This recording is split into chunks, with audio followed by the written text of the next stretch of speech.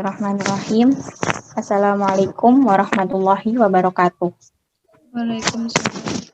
Waalaikumsalam warahmatullahi wabarakatuh. Waalaikumsalam warahmatullahi wabarakatuh. Alhamdulillahirabbil alamin. Wa bihi nasta'in ala umuri dunya waddin. Sayyidina wa maulana Muhammadin wa ala alihi washabihi ajma'in, amma ba'du. Yang terhormat Ibu Aulia Ulil Irsyadiyah, MSI, psikolog, selaku narasumber. Yang saya hormati Dewan Pembimbing Lapangan Kelompok 3 KKN MITDR Angkatan 11 UIN Wali Songo Semarang, Ibu Ulin Nihayah MPDI. Yang saya hormati Saudari Hulmi Hasanah selaku moderator. Yang saya banggakan dan sekaligus saya cintai, Kelompok 3 KKN MITDR Angkatan 11 UIN Wali Songo Semarang, dan seluruh peserta webinar dengan tema edukasi pengaruh pernikahan dini terhadap psikologis dan kesehatan reproduksi. Pertama-tama, marilah kita panjatkan puji syukur kehadirat Allah Subhanahu wa Ta'ala atas limpahan rahmat, nikmat, serta inayahnya, sehingga kita dapat berkumpul, bertatap muka, berdiskusi, bermuajahah, meskipun dalam keadaan secara virtual, dengan sehat walafiat, tanpa kurang suatu apapun. Yang kedua kalinya, sholawat serta salam senantiasa kita haturkan kepada junjungan kita, Nabi Agung, Nabi Besar, Nabi Muhammad SAW, yang tentunya kita nantikan syafaatnya besok di yaumul qiyamah. Amin ya rabbal alamin. Di sini saya sebagai pembawa acara akan menyampaikan susunan acara pada acara webinar tentang edukasi pengaruh pernikahan dini terhadap psikologis dan kesehatan reproduksi pada pagi hari ini. Acara yang pertama, pembukaan. Acara yang kedua, sambutan-sambutan. Acara yang ketiga, penutup. Marilah kita buka acara pada pagi hari ini dengan bacaan basmalah bersama. Bismillahirrahmanirrahim. Acara selanjutnya yaitu sambutan-sambutan. Sambutan yang pertama akan disampaikan oleh Koordinator Kelompok 3 KKN MITDR Angkatan 11 UIN Wali Songo Semarang kepada Saudara Agung Sulistyo Julianto. Waktu dan tempat dipersilahkan. Ya, terima kasih. Assalamualaikum warahmatullahi wabarakatuh. Waalaikumsalam warahmatullahi wabarakatuh. Terima kasih. Saya Koordinator Kelompok 3 KKN DR 11 dari UIN Wali Songo yang mengadakan webinar edukasi pengaruh pernikahan dini terhadap psikolog dan kesehatan reproduksi, agar teman-teman mengetahui mengapa banyak pernikahan dini pada tahun-tahun ini, akhir-akhir ini, karena belum mengetahui pengaruhnya banyak, dan maka dari itu dengan adanya edukasi ini semoga teman-teman dapat ilmu dari webinar ini, dan semoga dapat berjalan lancar acara ini. Dari saya, akhir kalam, wassalamualaikum warahmatullahi wabarakatuh. Saya kembalikan kepada MC. Waalaikumsalam warahmatullahi wabarakatuh. Terima kasih. Sambutan selanjutnya oleh Dewan Pembimbing Lapangan Kelompok 3 KKN MITDR Angkatan 11 UIN Wali Songo Semarang kepada Ibu Ulin Nihayah MPDI. Waktu dan tempat dipersilakan. Assalamualaikum warahmatullahi wabarakatuh. Waalaikumsalam warahmatullahi wabarakatuh. Alhamdulillahirabbil alamin wa bihi nasta'in wa ala umuri dunya waddin. Wassallallahu ala sayyidina Muhammadin wa ala alihi wa sahbihi ajmain, amma ba'd. Rabbi shrah li sadri wa yassir li amri wahlul 'uqdatam min lisani yafqahu qawli, amma ba'du. Yang terhormat narasumber pagi hari ini Ibu Aulia Ulil Irsyadiah MPC Psikolog, peserta KKN MIT DR online kelompok ketiga dan peserta yang berbahagia. Puji syukur alhamdulillah kita panjatkan kehadirat Allah Subhanahu wa taala atas limpahan rahmat, hidayah dan inayahnya pada kita semua, yang mana sampai saat ini kita diberikan nikmat iman, Islam, dan kesehatan tentunya, terhindar dari COVID sehingga bisa beraktivitas tanpa suatu halangan apapun. Sholawat dan salam semoga Allah senantiasa pada junjungan Nabi Muhammad SAW beserta keluarganya dan para sahabatnya, sehingga kita selaku umatnya mendapatkan syafaatnya di yaumil akhir. Tanda tangan. Alhamdulillah pagi hari ini kita akan membahas fenomena yang sangat penting terkait dengan edukasi pernikahan dini terhadap psikologis dan kesehatan reproduksi. Kawan-kawan yang berbahagia, seperti yang ketahui bahwa pernikahan dini ini merupakan hal yang sangat lazim sebenarnya di masyarakat.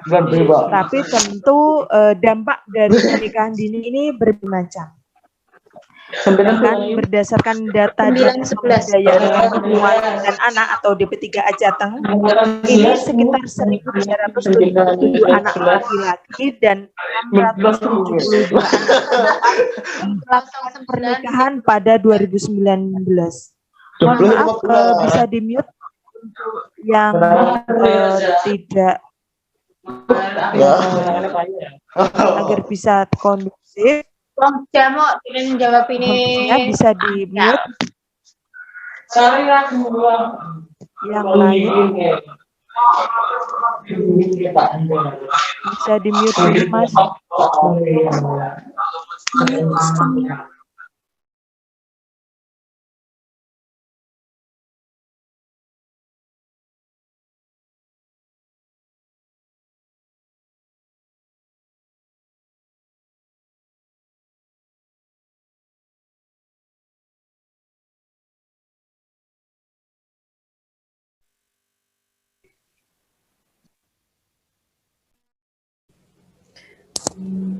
Ibu mohon maaf, punya Bu Lin masih mute, Bu. Karena tadi all mute semuanya, nah ya. Saya tidak terdengar. Mohon maaf.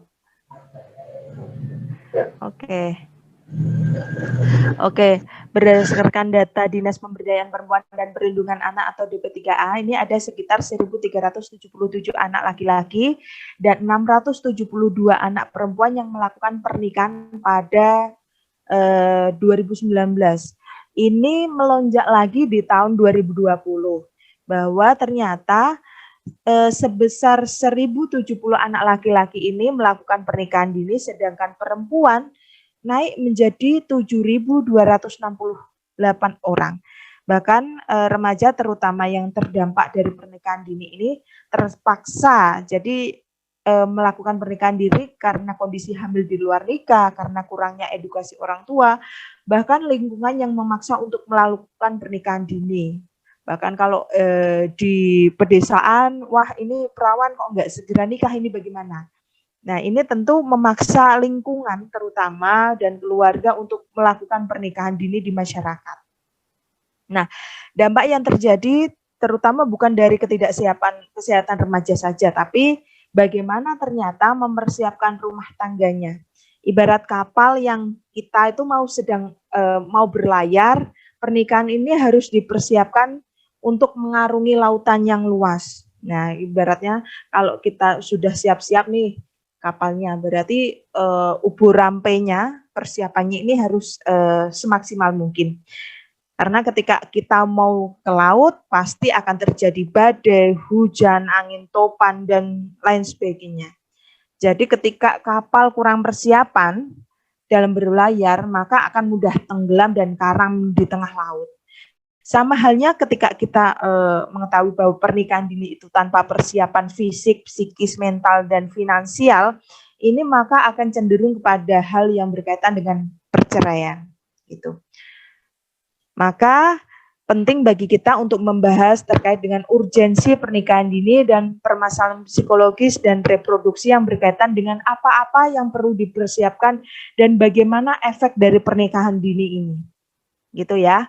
Selanjutnya saya menyampaikan apresiasi yang setinggi-tingginya kepada kelompok KKN MIT ketiga yang sudah menyelenggarakan webinar yang luar biasa ini.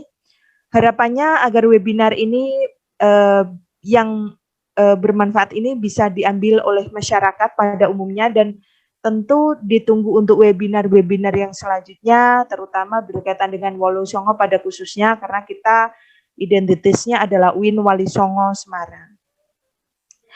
Itu saja yang saya sampaikan, beberapa pesan yang ingin saya sampaikan.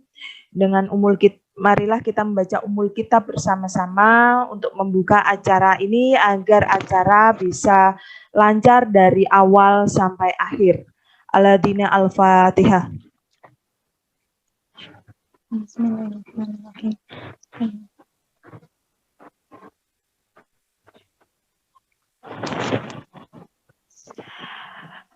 Terima kasih. Saya ingin menyampaikan satu bait pantun untuk kelompok ketiga.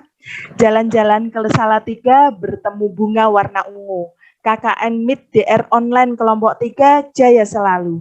Mampir ke kota Cepu beli ikan sepat. Semangat KKN mahasiswaku agar menebar manfaat di masyarakat. Wassalamualaikum warahmatullahi wabarakatuh. Waalaikumsalam warahmatullahi wabarakatuh. Terima kasih atas pantun penyemangatnya, Bu. Acara yang terakhir adalah penutupan. Marilah kita tutup acara pembukaan webinar pada pagi hari ini dengan bacaan hamdalah bersama. Alhamdulillahirabbil alamin. Untuk selanjutnya saya serahkan sepenuhnya kepada Saudari Hulmi Hasanah selaku moderator pada acara webinar pagi hari ini. Sekian yang dapat saya sampaikan. Wabillahi taufiq wal hidayah. Wassalamualaikum warahmatullahi wabarakatuh. Waalaikumsalam warahmatullahi wabarakatuh. Terima kasih acara webinarnya yaitu tentang edukasi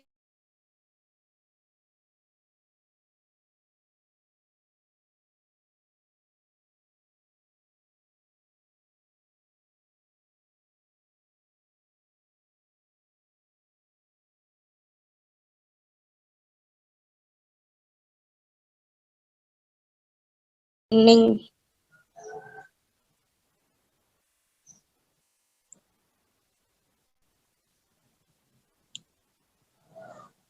Sebelumnya,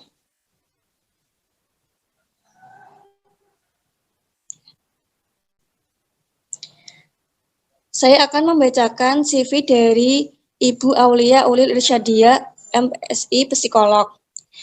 Beliau ini sering sekali menjadi pembicara dalam seminar atau workshop, di antaranya speaker dalam pembicara webinar Kementerian Sekretariat Negara tentang pernikahan antara realita dan ekspektasi sebagai pembicara, kemudian juga sebagai pembicara dalam Bima Sena School Bandung dengan tema Seni Mengelola Emosi dalam Mendampingi Anak pada Pembelajaran Jarak Jauh. Untuk karirnya sendiri, itu ada klinik psikologis di Rumah Sakit Paru Aryo Wirawan pada tahun 2019 sampai 2020 dan klinik psikologi dewasa di Halodoc Center tahun 2019 sampai sekarang sebagai konseling. Untuk riwayat pendidikannya, S1 Psikologi Universitas Diponegoro dan S2-nya itu Magister Psikologi Klinik Dewasa di Universitas Pajajaran. Untuk nomor teleponnya bisa dikontak di 081 394 59 1769. Untuk selanjutnya saya persilahkan Ibu Aulia Ulil Irsyadiyah untuk menyampaikan materinya tentang dampak pernikahan dini terhadap kesehatan reproduksi dan psikologi. Oke. Ya. Assalamualaikum warahmatullahi wabarakatuh.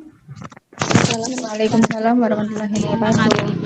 Ya, selamat pagi teman-teman semuanya. Saya menyampaikan ya, supaya terlihat lebih seumuran gitu ya. Nanti panggilnya jangan ibu, mbak aja, kayaknya kok tua banget gitu ya dipanggil ibu. Panggilnya mbak aja deh, kita paling cuma selisih 2 tahun.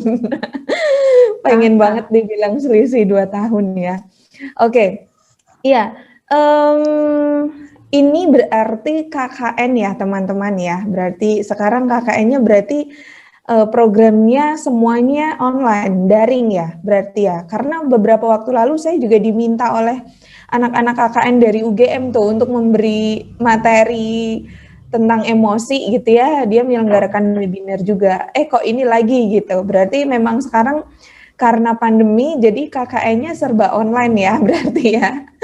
Oke, nggak bisa membayangkan sih sebenarnya karena kalau dulu saya KKN tuh kan ya langsung terjun ke lapangan gitu ya, melihat masyarakat ini dan itu gitu. Kalau sekarang mungkin karena kondisi dan situasinya nggak memungkinkan, jadinya memang harus seperti ini dulu. Oke. Nah, pagi hari ini saya diminta untuk sebenarnya pembicaraannya bukan saya ya, tapi karena ada satu dan lain hal, kemudian bisa nggak nih untuk menggantikan gitu ya, terus oke, bisa gitu, terus akhirnya jadilah saya yang terlihat di layar teman-teman semua pada pagi hari ini gitu. Pagi ini saya diminta untuk memberikan materi terkait tentang pernikahan dini gitu ya. Ini sebenarnya materinya tuh cukup berat gitu, tapi sebisa mungkin nanti saya bawakan biar lebih nancep gitu di kepala teman-teman semuanya gitu ya, nggak terlalu banyak teori-teori, tapi mungkin yang bisa relate dengan teman-teman, yang bisa diaplikasikan juga untuk teman-teman gitu ya, dan semoga pesertanya ini bukan hanya teman-teman mahasiswa gitu, karena kalau saya lihat pesertanya tuh dari berbagai kalangan ya, ada anak-anak SMP kalau nggak salah, terus SMA gitu. Semoga ada orang tua juga nih, atau mungkin bolehlah kalau calon-calon orang tua gitu ya. Kalau adik-adik mahasiswa KKN itu kan biasanya semester berapa? 5 ya? 5, 6 gitu ya kalau nggak salah nih, 4, 5 lah ya. Nah ya itu kan udah mulai masuk ke tahap-tahap dewasa awal ya biasanya gitu. Oke, nggak akan langsung masuk ke materi dulu, tapi mungkin bisa untuk ditampilkan dulu. Saya kemarin sempat cari video tentang pernikahan dini dan mendapatkan satu video yang mungkin nanti secara garis umum, secara garis besar itu bisa mewakilkan sedikit sebelum saya masuk ke materinya. Boleh teman-teman dari panitia untuk share videonya untuk ditampilkan dulu sebentar.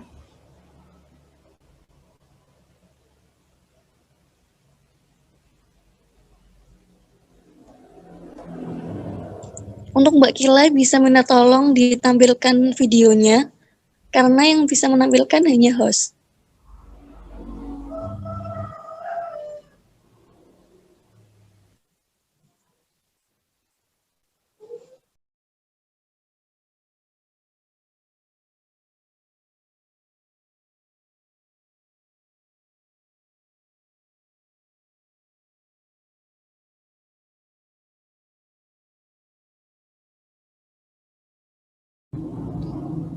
Suaranya belum muncul ya? Atau di aku aja yang suaranya nggak ada?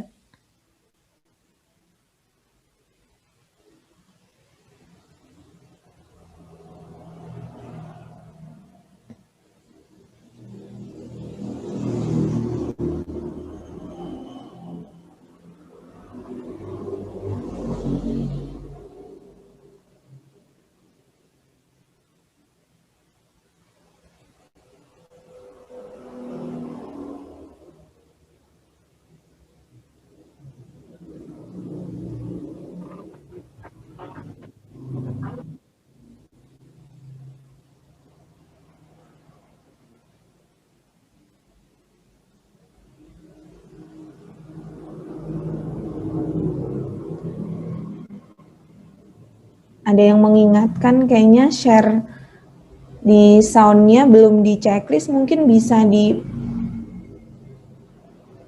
diperbaiki dulu supaya lebih enak mendengarkan dan melihat videonya.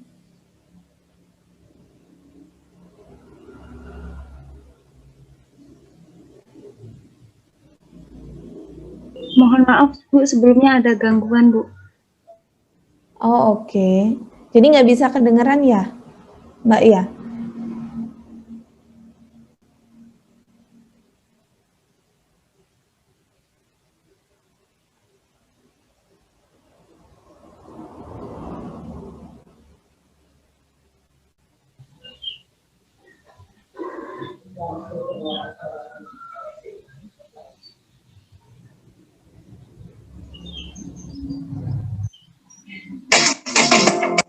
Tentu ini bukanlah prestasi patut kita banggakan. Pernikahan ini dapat membuat berbagai dampak negatif terjadi, baik dampak sosial, psikologis, bahkan sampai pada fisik. Kondisi buruk demikian yang paling rawan mengalami adalah pihak perempuan. Perempuan yang melakukan pernikahan dini, secara ketahanan dan kekuatan fisiknya masih belum bisa dikatakan baik untuk melakukan reproduksi. Bahayanya, hal ini yang bisa memicu angka kematian dini bagi mereka yang tidak kuat secara fisik untuk melahirkan. Tapi, hal ini juga dapat memicu kematian bagi bayi, baik sedang dalam kandungan maupun saat dilahirkan. Selain kematian karena proses kehamilan, pada umur yang belum cukup matang tersebut, mereka rentan terhadap penyakit kelamin, terlebih jika mereka menggunakan alat-alat kontrasepsi yang tidak sesuai dan tanpa pengetahuan yang cukup untuk menggunakannya. Oleh karenanya, dalam penyelamatan angka kematian, potensi keguguran, serta potensi munculnya penyakit kelamin bagi mereka harus kita cegah segera pernikahan dini yang rentan membuka peluang hal tersebut terjadi. Juga, senantiasa melakukan pemeriksaan secara berskala, dan periksalah sesegera mungkin jika mengalami hal-hal yang ganjil pada fisik kita. Karena generasi Indonesia yang lebih baik dimulai dari sosok kehadiran perempuan yang mampu menghadirkan kehidupan berkeluarga yang baik, sejahtera, dan juga sehat. Mari kita lindungi dan cegah pernikahan dini.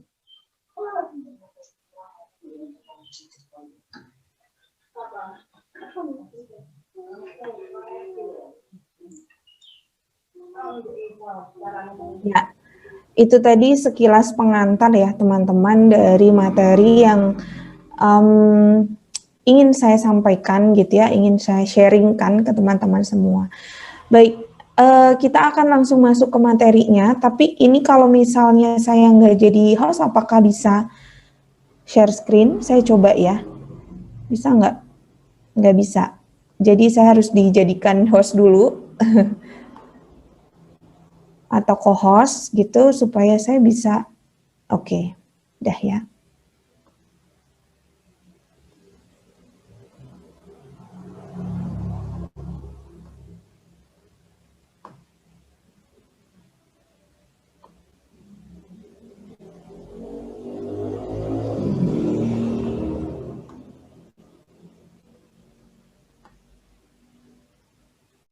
Oke. Sudah terlihat di layar teman-teman punya saya? Ibu sudah. Sudah, Mbak. Ya, oke. Bingung, ada yang panggil Bu, ada yang panggil Mbak gitu ya. Oke, nggak apa-apa. Ya, pagi hari ini kita akan belajar tentang ini nih, pengaruh pernikahan dini terhadap psikologis dan kesehatan reproduksi. Mungkin kalau kita nyinggung kesehatan reproduksi, nanti sebetulnya akan bisa dibahas lebih lanjut dan lebih dalam oleh pakar-pakarnya gitu ya. Misalnya entah itu bidan atau mungkin dokter kandungan misalnya seperti itu mungkin akan lebih dalam gitu. Nah tapi nggak apa-apa, nanti akan saya singgung sedikit gitu ya terkait dengan hal itu. Oke.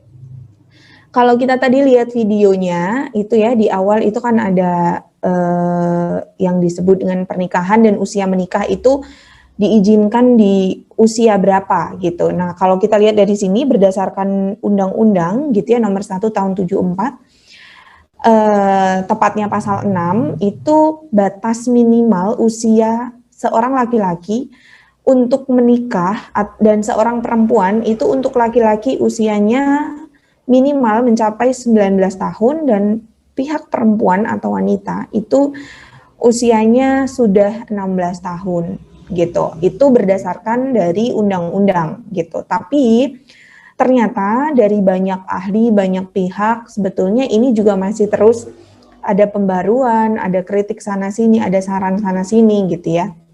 Karena kalau dilihat dari sisi medis dan psikologisnya gitu, usia tersebut itu masih terbilang dini untuk menghadapi masalah-masalah yang nanti akan muncul dalam pernikahan gitu. Baik dari segi misalnya kesehatan reproduksinya ataupun dari psikologisnya gitu. Nah, idealnya gitu ya. Saya mengutip dari Psychology Today menuliskan di situ bahwa orang-orang yang menikah di usia dewasa dan matang itu akan memiliki pernikahan yang stabil dibandingkan dengan mereka yang menikah di usia belia. Jadi di situ juga dikatakan bahwa angka perceraian 50% itu lebih rendah bagi mereka yang menikah pada usia 25 tahun dibandingkan pada mereka yang menikah di bawah usia 25 tahun gitu. Jadi kalau teman-teman sekarang masih usia 23, 24, tenang aja dulu. Kalau misalnya ada yang nanya, kok nggak nikah-nikah gitu ya, ya mungkin yang mengatakan itu yang kurang edukasi gitu ya, atau mungkin karena budaya dari budaya dari lingkungannya gitu, dari daerah itu, daerah setempat gitu. Nah, kenapa sih Mbak kok harus minimal 25 tahun? Atau kalau di sini kan mungkin ini masuk usia-usia dewasa awal gitu ya. Karena kenapa? Satu, kita lihat kematangan emosinya. Orang atau adik-adik, saya bilangnya adik-adik ya, karena usia 19-16 itu kan masuknya remaja gitu. Meskipun itu udah masuk ke remaja-remaja akhir sebetulnya, tapi intinya masih remaja gitu. Dan kalau kita tahu remaja tuh gimana sih emosinya gitu ya, kematangan emosinya sudah atau belum gitu. Biasanya checklistnya adalah di kolom yang belum gitu. Jadi kayak misalnya gampang emosi atau mungkin nggak berpikir panjang gitu ya, terus mungkin juga mut-mutan gitu. Kita aja mungkin yang udah usia dewasa aja masih mut-mutan dan lain sebagainya. Padahal kalau dalam pernikahan tuh gelombangnya tuh mulai dari riak kecil sampai riak yang besar gitu. Kalau tadi Ibu Ulin bilang bahwa kalau misalnya kita mau mengarungi samudra, laut gitu ya, kan kapalnya harus dipersiapkan sedemikian rupa gitu, agar nggak tergulung ombak, agar nggak karam di tengah lautan gitu ya misalnya. Nah, itu yang pertama adalah kematangan emosinya belum terbentuk dengan sempurna, belum. Misalnya kalau teman-teman familiar dengan regulasi emosinya belum sampai ke tahap itu gitu. Kemudian yang kedua, secara ekonomi udah mandiri atau belum gitu ya. Kebayang usia 19, usia 16 tahun itu kan masih misalnya kalau misalnya kuliah juga masih semester-semester awal atau mungkin bahkan usia-usia SMA gitu ya. Nah, terus dapat uangnya dari mana gitu. Kalau misalnya udah kerja usia segitu, apakah juga udah settle gitu secara ekonomi gitu. Atau jangan-jangan juga masih minta orang tua atau dikasih orang tua. Nah, itu juga perlu dipertimbangkan. Anak istrinya mau dikasih makan apa gitu ya, mau dikasih makan batu, mau dikasih makan apa doa-doa aja kan enggak gitu ya. Harus ada pendapatan, harus ada sesuatu yang nanti bisa untuk menghidupi anak dan istrinya gitu. Kalau misalnya Mbak, tapi kalau misalnya orang kaya kan dapat uang bapaknya kaya raya banget gitu ya, punya PT banyak banget, punya perusahaan, kan anaknya ini Mbak disuruh ngurus gitu ya. Nah, sekarang pertanyaannya apakah sudah mampu atau belum gitu ya ngurus karirnya yang sedemikian rupa, terus dia masih usia 19 tahun, katakanlah kalau laki-laki gitu ya, kalau perempuan berarti misalnya 16 atau 17 tahun, udah mampu atau belum gitu ya, harus membagi waktu dan lain sebagainya, ribet lah pokoknya gitu ya. Apalagi kalau masih usia-usia segitu, udah dewasa aja, kadang itu masih butuh penyesuaian gitu, seusia saya misalnya, atau seusia teman-teman yang mungkin sudah 25, 26, 27 gitu, kalau yang di sini ada yang usia segitu, itu aja masih butuh penyesuaian sana sini, penyesuaian dengan pasangan, penyesuaian dengan pola hidup yang baru dan lain sebagainya gitu. Apalagi untuk anak-anak atau adik-adik yang usianya masih remaja gitu. Kemudian yang ketiga, kematangan fisik atau biologisnya. Dari beberapa literatur yang saya baca itu memang kebanyakan atau cenderungnya itu ke pihak wanitanya yang riskan gitu. Ketika mungkin dia hamil, kemudian atau sebelum hamil misalnya kematangan di bagian reproduksinya, rahim dan sebagainya gitu, itu udah siap atau belum. Kalau misalnya hamil itu sudah ready atau belum. Bukan hanya secara psikologis gitu ya, ibu hamil itu kan kalau dari banyak penelitian memang moodnya lebih unstabil gitu, lebih ya naik turun dan lain sebagainya. Nah kalau remaja dihadapkan dengan yang seperti itu udah bisa kontrol atau belum, itu kalau misalnya dari sisi psikologisnya. Kalau misalnya dari sisi fisiknya gitu, rahimnya udah siap atau belum, misalnya anak-anak usia remaja itu kan mungkin badannya masih kecil, pinggulnya juga masih kecil dan lain sebagainya, itu udah siap atau belum nanti kalau melahirkan dan lain sebagainya gitu. Kemudian yang terakhir, kematangan berpikirnya. Kematangan berpikir itu biasanya berkaitan dengan solusi. Kalau ada masalah dalam keluarga, dia harus ngapain nih? Sebagai seorang istri dia harus bagaimana? Sebagai seorang suami, pemimpin dalam keluarga, dia harus gimana? Pernikahan itu bukan main-main gitu ya teman-teman. Pernikahan itu bukan hanya ikrar sah gitu atau misalnya wedding seremoninya gitu ya, resepsi dan lain sebagainya, glamor. Bukan hanya sebatas itu. Tapi kehidupan pernikahan itu ya setelah itunya justru. Bagaimana saling bisa menyesuaikan, komitmennya dan lain sebagainya gitu. Harus tahu perannya sebagai suami itu seperti apa sekarang. Perannya sebagai seorang istri harus seperti apa. Kalau ada masalah dalam rumah tangga harusnya dan baiknya seperti apa. Nah, itu tuh perlu kematangan berpikir. Apalagi ketika mau memutuskan suatu hal gitu. Yang nggak ujuk-ujuk gitu. Apa orang Jawa bilang ujuk-ujuk tuh apa? Tiba-tiba gitu ya. Nggak tiba-tiba juga gitu ya. Nggak misalnya kalau ada masalah terus larinya ke orang tua, ngadu sama orang tua, nggak bisa seperti itu lagi gitu. Nah ini yang menjadi standar-standar yang seharusnya tuh bisa dipenuhi oleh orang-orang yang mau menikah gitu. Kadang tuh ada yang salah kaprah tentang marriage dan wedding gitu ya. Kalau wedding itu berarti kan ya seremoninya. Ya apa misalnya resepsinya yang sampai 3 hari misalnya 3 hari 2 malam gitu ya kalau ada daerah-daerah tertentu atau bahkan dari seminggu gitu ya atau mungkin prosesi akadnya gitu ya. Tapi kalau marriage itu justru setelah itunya kehidupan after weddingnya itu loh yang sampai berapa tahun harus menyesuaikan, harus saling mengerti, harus saling memahami antar pasangan dan seterusnya. Bagaimana mengatur ekonomi dalam rumah tangga dan lain-lain. Nah, itu biasanya disangsikan seorang remaja atau misalnya adik-adik usia 16, 17, 18 sampai 19 tahun bisa mengontrol, bisa bisa mengatur itu semua gitu supaya rumah tangganya bisa adem, bisa ayem, bisa oke, bisa sama-sama saling bertumbuh gitu. Nah itu disangsikan oleh beberapa pihak, oleh beberapa teori-teori yang ada gitu. Karena ya usia remaja tuh gimana sih karakteristik adik-adik remaja tuh seperti apa, kita semua juga udah tahu gitu ya. Yang mungkin kalau kita lihat aja moodnya masih naik turun gitu ya. Kalau mengambil keputusan juga belum matang, berpikirnya juga belum matang, masih harus banyak saran, masukan dari orang-orang yang mungkin lebih tua, entah dari orang tua, entah dari kakaknya gitu, entah dari gurunya misalnya gitu. Nah, ini ada beberapa alasan yang sebenarnya alasan-alasan klasik ya yang dilakukan atau yang ada di masyarakat hingga pernikahan dini itu seolah-olah menjadi hal yang perlu atau wajar untuk dilakukan. Yang pertama MBA. Ini banget ya, familiar banget lah dan mungkin ini yang sering terjadi dari beberapa survei. merit by accident ini yang mungkin sering banget dijadikan alasan untuk seolah-olah pernikahan dini itu menjadi hal yang wajar atau bahkan perlu untuk dilakukan gitu.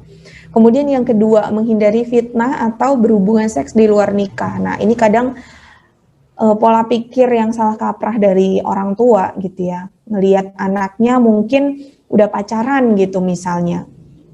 Daripada lama-lama pacaran gitu, padahal dia masih SMA gitu ya misalnya. Terus daripada lama-lama pacaran terus omongin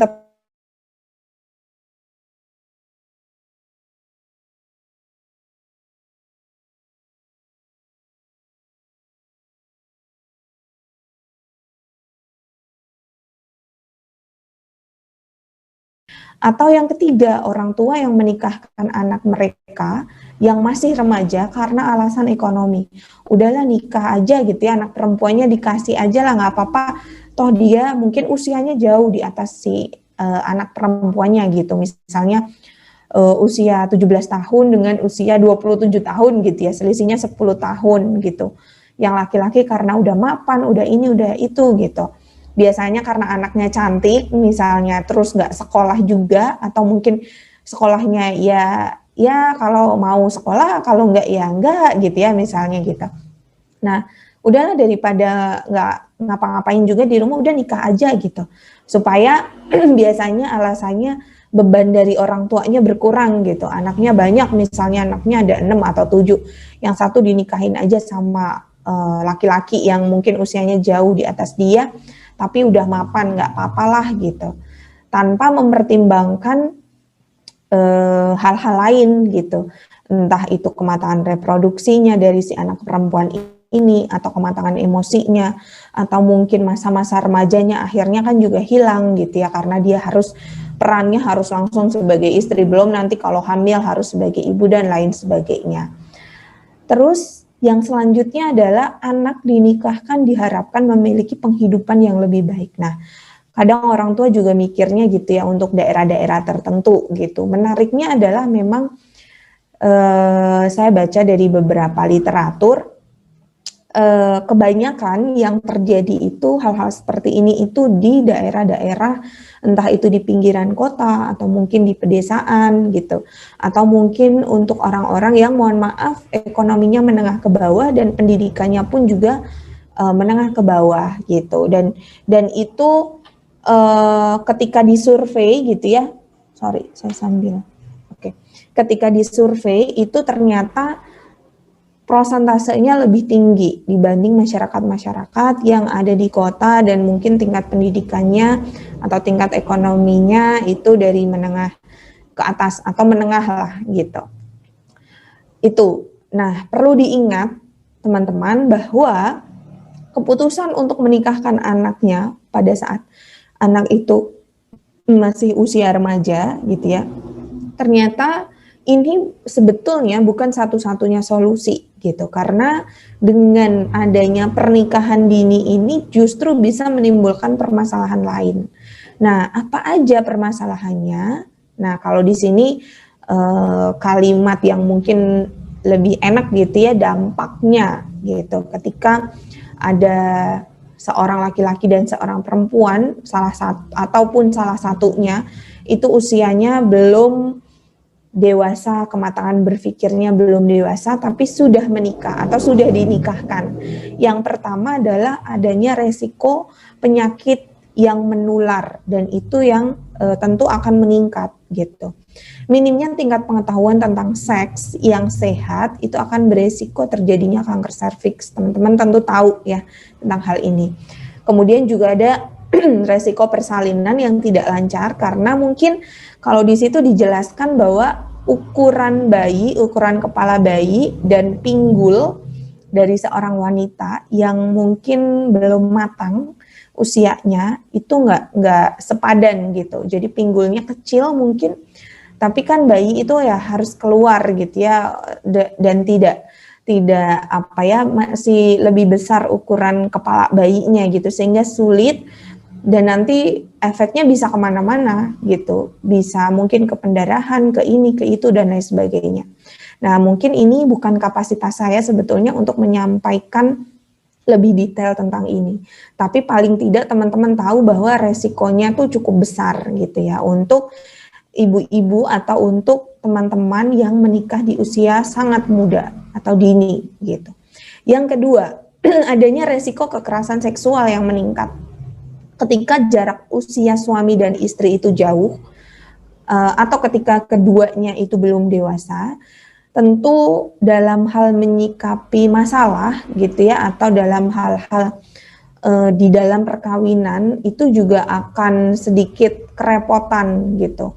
Misalnya kalau kita ngomongin masalah kehidupan seksual gitu ya, nih teman-teman harus terbuka dengan ini, dan ini bukan hal yang tabu sebetulnya untuk dibicarakan gitu di kalangan manapun. Bahkan kalau misalnya edukasi tentang seksual itu sebenarnya udah dimulai dari sedini mungkin ya, udah mulai dari anak-anak usia dini itu udah diperkenalkan mana bagian-bagian yang tidak boleh disentuh sama sekali oleh orang lain dan sebagainya gitu.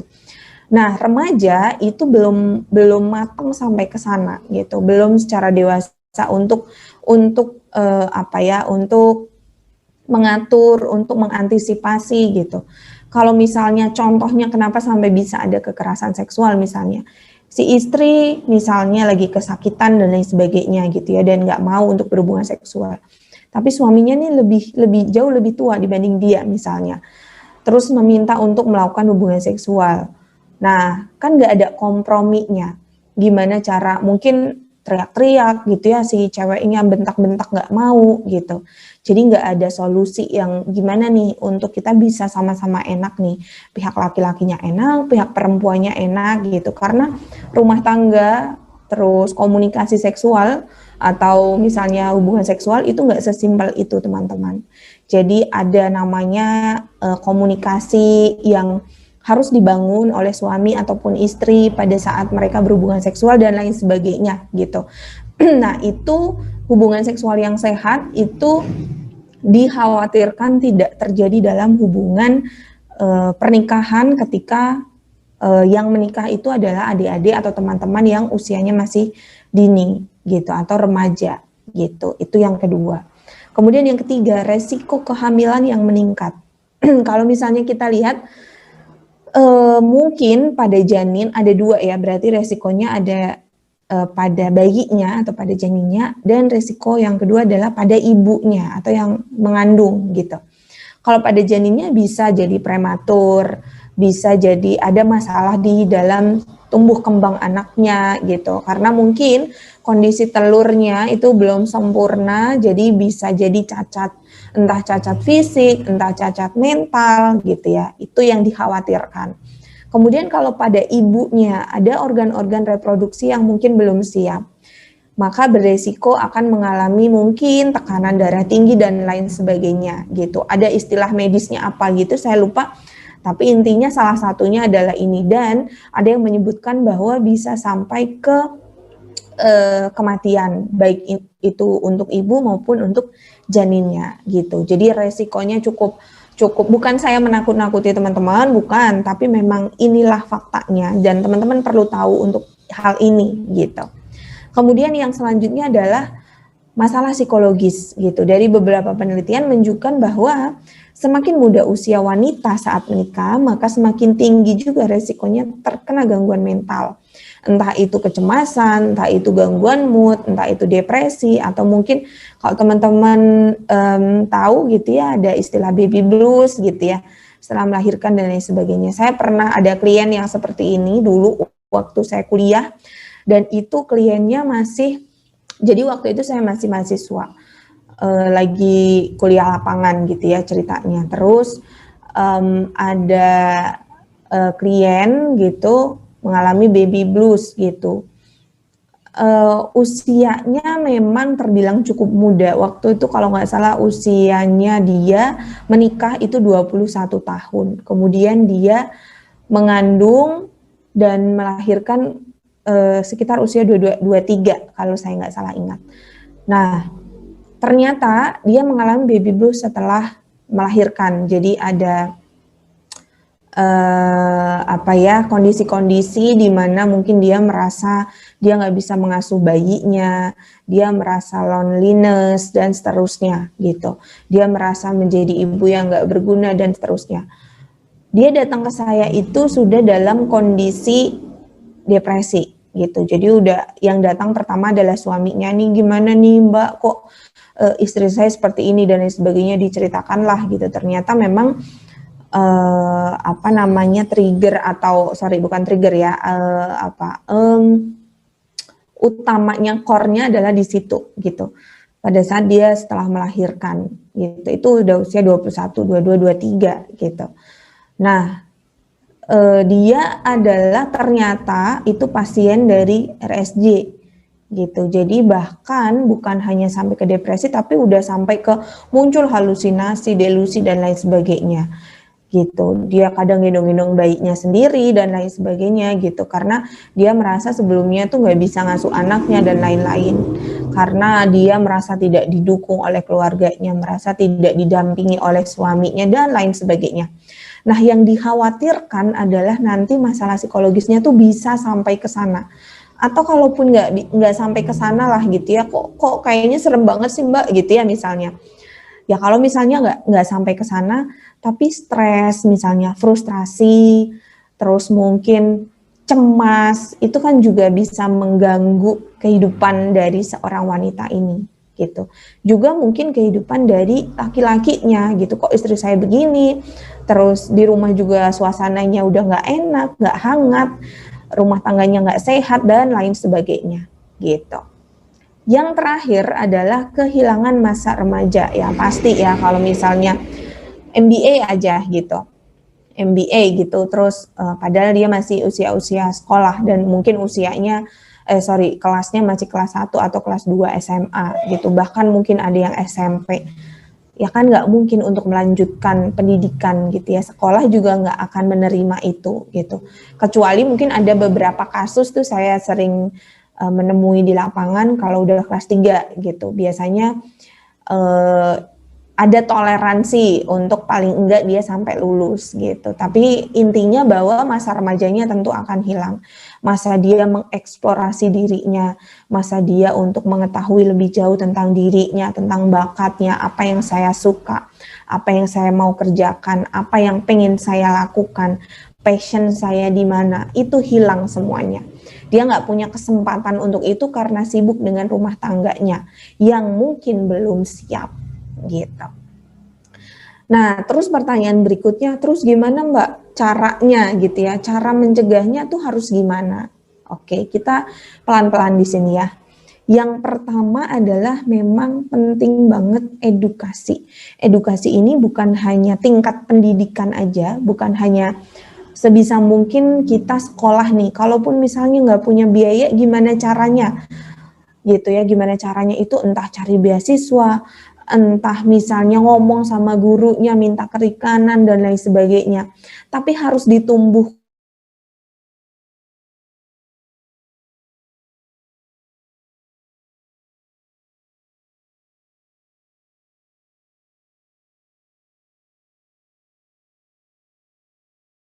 Contohnya orang yang mohon maaf nggak mampu, tapi dia bisa lulus bahkan sampai ke S2. Kalau teman-teman sempat dengar gitu ya, yang viral ada anak bisa sampai kuliah ke luar negeri, padahal orang tuanya adalah tukang becak gitu. Bahkan ketika wisuda aja, ayahnya nganterin dia, kalau yang lain pakai mobil, dia pakai becak gitu. Dan ternyata sekarang dia kuliah di luar negeri gitu, IPK-nya 4 dan seterusnya. Bisa kok sebenarnya kalau kita mau gitu. Yang menjadi masalah tuh kadang karena kita tuh udah ogah-ogahan, udah males, udah ya udahlah aku udah begini aja, udah orang tua aku juga udah nggak berpendidikan, terus aku mau apa ya udahlah gitu. Jadi seolah-olah tuh memasrahkan diri dengan apa adanya gitu, kemauannya nggak kuat gitu. Kemudian edukasi yang kedua itu terkait dengan pola pikir masyarakat gitu ya, pola pikir masyarakat terkait pendidikan seksual. Kadang kalau misalnya di daerah-daerah gitu ya, atau mungkin yang mohon maaf pendidikannya menengah ke bawah, pendidikan seksual itu jarang banget disentuh gitu. Jarang banget untuk diberikan. Padahal sebetulnya menurut teori seharusnya anak usia dini itu udah diberikan terkait dengan ini, pendidikan seksual dengan cara yang tentunya disesuaikan ya dengan anak-anak usia dini gitu, dengan anak-anak PAUD, anak-anak TK gitu. Misalnya ada beberapa bagian dari tubuh yang nggak boleh disentuh oleh siapapun, termasuk gurunya, termasuk papa, termasuk mama, itu harus adik sendiri. Itu pokoknya ada gemboknya, jadi adik yang pakai gemboknya sendiri, yang bawa gemboknya sendiri. Jadi nggak boleh ada orang lain yang menyentuh, misalnya hal-hal sederhana seperti itu.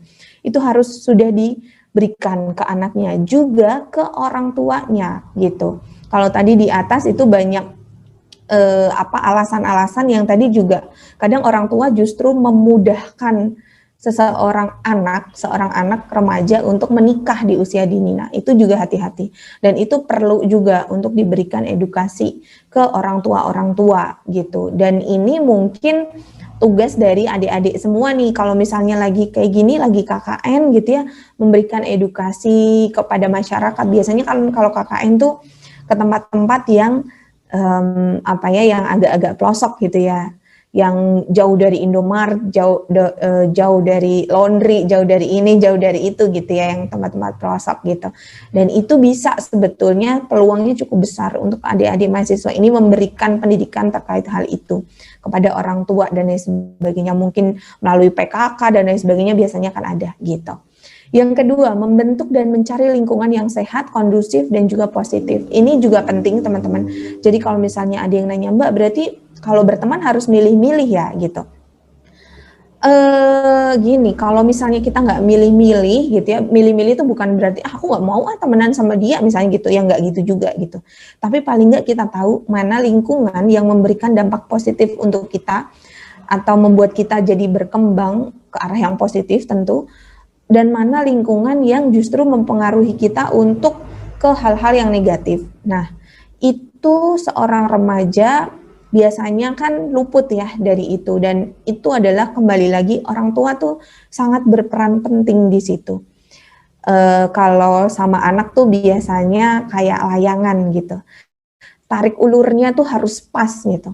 Kalau terlalu ditarik bisa putus, kalau terlalu diulur dia juga bisa terlalu bebas gitu. Jadi memang penting sekali kalau di sini berkaitan mungkin dengan pola asuh juga akhirnya gitu. Yang ketiga, relationship yang sehat gitu. Kalau misalnya teman-teman atau kalau zaman sekarang tuh pergaulannya udah heboh banget ya. Kalau dulu aja saya tuh SMP, SMA tuh taunya cuman makan cilok gitu ya, makan bakso Gojek gitu. Terus apa sih paling mainannya tuh ya mainan-mainan yang tradisional gitu. Kalau sekarang tuh karena zaman semakin maju, terus juga mungkin tingkat awareness-nya juga mungkin rendah gitu terhadap hal-hal yang demikian. Akhirnya remaja-remaja ini yang sebetulnya masih fokusnya harusnya itu ke pendidikan, udah mulai itu pacaran dan lain sebagainya. Padahal mungkin edukasi tentang gimana batasan yang tepat ketika pacaran atau mungkin membangun relationship yang sehat itu belum sepenuhnya dipahami, belum sepenuhnya dikuasai gitu oleh adik-adik remaja. Nah, kalau misalnya Mbak, tapi kan saya pacaran itu untuk memotivasi gitu. Ya boleh aja sebenarnya nggak masalah. Tapi bukan saya memperbolehkan pacaran atau nggak memperbolehkan pacaran ya, bukan di situ. Maksudnya bukan di situ, nanti jangan-jangan diartikan salah gitu, dikutip di itunya doang, bukan. Maksud saya adalah ketika misalnya memang memutuskan untuk pacaranlah yang sehat gitu. Pacaran yang sehat itu ya misalnya jangan berdua-duaan terus gitu ya, makan tuh ya rame-rame gitu. Terus menggunakan pasangan itu sebagai motivasi, syukur-syukur kalau misalnya nih pasangan kita tuh biasanya rankingnya tuh 1-2, wah itu sangat memotivasi sekali memang gitu ya, ambisiusnya sama gitu ya, terus berlomba-lomba untuk mendapatkan nilai yang lebih baik, wah itu sangat memacu sekali untuk lebih positif memang gitu. Terus kalau misalnya belajar kelompok di rumah gitu ya, yang ada orang tua, diawasi oleh orang tua gitu, ya itu boleh-boleh aja gitu. Tapi kalau misalnya pacarannya tuh yang ngumpet-ngumpet di tempat gelap gitu ya, di pinggir kali, nah itu yang harus dihati-hati. Dan mungkin juga jadi sekolahnya terganggu atau malah ngajak bolos bersama. Nah itu jadi yang dikhawatirkan ketika remaja itu belum dewasa, belum paham tentang batasan-batasan itu, yang dikhawatirkan yang dilakukan justru yang kedua tadi yang saya sebutkan gitu. Kemudian yang selanjutnya, remaja penting untuk memiliki tujuan hidup atau cita-cita. Mungkin bukan hanya remaja ya teman-teman, tapi mungkin kita semua. Bahkan mungkin adik-adik mahasiswa nih, usia-usia 20, 21, 22 gitu ya, 23 gitu. Nah itu mungkin juga penting ketika kita memiliki tujuan hidup, ketika kita memiliki cita-cita, fokusnya tentu akan berbeda. Fokusnya akan oke, aku harus melakukan apa ya untuk meraih cita-citaku. Jadi fokusnya adalah gimana kita bisa memberikan sesuatu yang berharga untuk diri kita sendiri. Aku nih pengen jadi apa nih? Pengen jadi psikolog. Aku nih pengen jadi apa nih? Oh pengen jadi dosen misalnya gitu ya. Oke, kalau pengen jadi psikolog berarti aku harus apa? Jadi fokusnya bukan hanya ke main, hal-hal yang di luar itu gitu ya, di luar belajar dan lain sebagainya. Karena memang tugasnya kan belum sampai ke sana gitu. Tugas untuk memikirkan pernikahan itu adalah usia-usia dewasa awal. Salah satu tugas perkembangannya adalah memang mulai memikirkan relationship yang lebih serius atau ya menikah gitu ya. Itu aja baru mulai memikirkan gitu. Itu dewasa awal itu usia-usia 24, 25 sampai 35-an tahun gitu. Nah, di sini ketika kita misalnya memiliki cita-cita yang ingin kita raih, tentu akan fokusnya ke sana, nggak terjebak tuh dengan pergaulan bebas atau hal-hal negatif yang lain gitu. Kemudian yang selanjutnya, pentingnya pola asuh dan budaya dalam keluarga. Ini biasanya berkaitan dengan norma dari agama yang diterapkan di dalam keluarga. Kadang tuh lucu gitu, orang tuanya minta anaknya untuk ayo sholat, tapi orang tuanya nggak sholat. Nah itu juga kadang bisa menjadi masukan, saran, ataupun kritik gitu ya buat orang tua. Gimana anaknya bisa mencontoh hal yang benar, hal yang baik, dan mana yang salah, mana yang buruk, ketika tidak diberikan contoh di dalam keluarga. Keluarga itu kan lembaga pertama pendidikan anak. Makanya ya tentang bagaimana bersosialisasi, bagaimana bergaul, bagaimana norma agama itu harus diyakini, diinternalisasi, itu ya di dalam keluarga. Ketika dia keluar dari rumah gitu ya, remaja itu kan sudah mulai tuh explore lingkungan. Dia kenal sama teman laki-laki, dia kenal sama teman perempuan, pergaulannya mungkin lebih luas, apalagi kalau misalnya udah kuliah gitu. Nah, ketika dia membawa sesuatu nilai yang diterapkan dalam keluarga, yang baik, yang positif, yang benar, yang gimana, yang salah, yang gimana, dia udah punya batasan. Dia udah punya aturan untuk dirinya sendiri. Oh kalau begini aku nggak boleh. Oh kalau begitu aku nggak boleh. Oh yang boleh itu yang seperti ini. Jadi itu penting banget pendidikan di dalam keluarga. Bagaimana pola asuh yang diterapkan di dalam keluarga. Kebayang kalau orang tuanya di rumah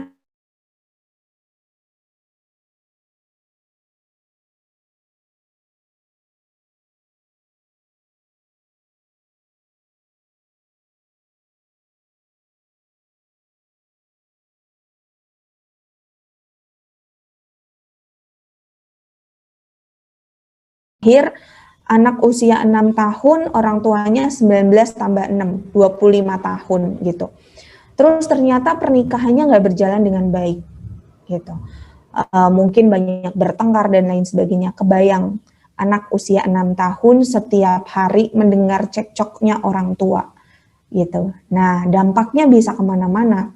Anak akhirnya mungkin nggak nyaman di rumah, dia pengennya keluar rumah. Dan mungkin nyari kesenangan di luar rumah. Nah kalau udah begitu, wah makin panjang lagi gitu ya dampak-dampaknya gitu. Yang terakhir, kepedulian lingkungan. Nah, ini juga penting karena kadang di tempat-tempat tertentu itu nggak usah di mana-mana gitu ya. Saya dulu pernah tinggal di Jakarta dan sempat masuk-masuk ke tempat-tempat yang mungkin berbatasan langsung dengan perumahan-perumahan yang elit gitu ya, ditengok sebentar ke samping-samping perumahan yang elit itu kadang dari hal yang sederhana aja, misalnya kata-kata yang diucapkan oleh anak, itu hal yang menurut saya itu nggak sopan gitu. Hal-hal yang mungkin sudah keluar dari norma-norma sosial, norma agama gitu ya, sesuai dengan agama saya.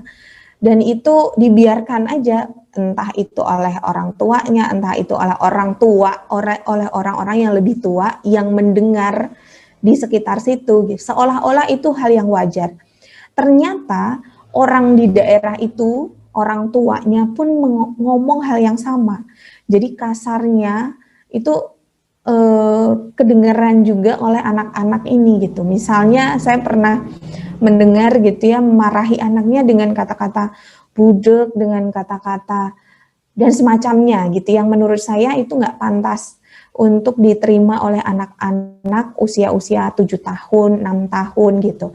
Akhirnya kan anak ini juga mencontoh apa yang diungkapkan oleh orang-orang yang lebih tua yang ada di sekitarnya gitu. Itu yang pertama.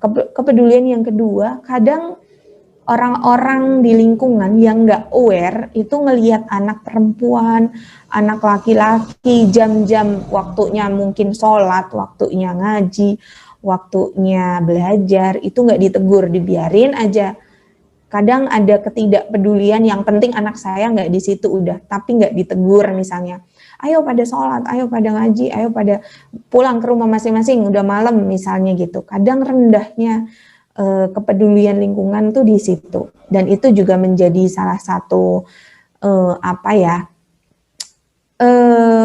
akhirnya menjadi lebih bebas ketika ada anak remaja laki-laki dan anak perempuan berkumpul dan nggak ada yang menegur gitu ya, dan entah nanti akan kemana, bahkan orang tuanya sendiri juga nggak tahu anaknya kemana gitu.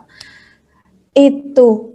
Nah, itu mungkin teman-teman yang bisa saya sampaikan terkait dengan pernikahan dini, bagaimana dampaknya, kemudian bagaimana cara mencegahnya, dan itu memang tidak bisa dilakukan sendiri gitu, harus melibatkan berbagai pihak. Ya anaknya sendiri iya, orang tua pun juga penting, lingkungan juga penting, atau mungkin instansi-instansi pemerintah yang menerapkan program-program tertentu gitu untuk hal-hal semacam ini, itu juga penting. Dan yang nggak kalah pentingnya juga mungkin adik-adik mahasiswa nih, apalagi yang sedang KKN gitu, biasanya tuh ada penyuluhan ini, penyuluhan itu, dan itu bisa masuk sebetulnya di situ. Meskipun mungkin hanya sekali atau hanya 2 kali, tapi paling enggak mereka pernah mendengar lah gitu edukasi-edukasi semacam ini.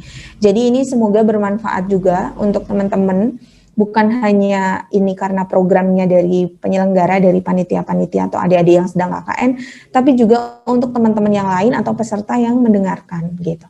Kalau mau cari saya, silahkan hubungi di sini, bisa di Instagram saya, di nomor WhatsApp saya, mau dicatat boleh, atau kalau mau konseling langsung juga saya berpraktek di sini. Sedikit promosi, nggak apa-apa ya. Oke, gitu. Terima kasih teman-teman, itu yang bisa saya sampaikan.